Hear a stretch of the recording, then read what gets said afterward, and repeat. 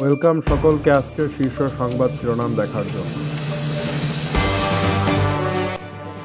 সাংবাদিকদের সঙ্গে এনসিপি নেতার দুর্ব্যবহার।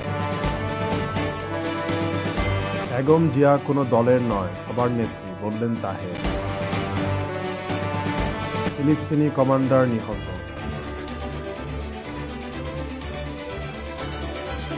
বিএনপির নির্বাচনে যাওয়া নিয়ে পাপিয়াকে প্রশ্ন ছুড়লেন রাসেল। বিডিআর হত্যাকাণ্ডে কারা জড়িত জানালো কমিশন।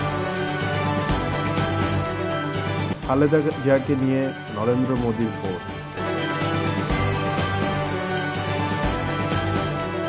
সাংবাদিকদের তালা মেরে আগুন লাগিয়ে দেওয়ার হুমকি।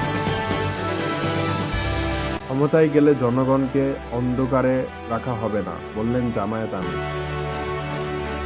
হার্টলাইনে জামায়াত। খুনি নিজেই লাশের খোঁজে র্যাবের হাতে রহস্য।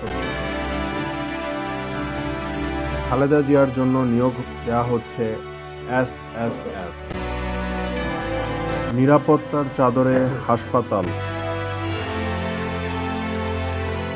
ইসলামাবাদে 144 ধারা জারি।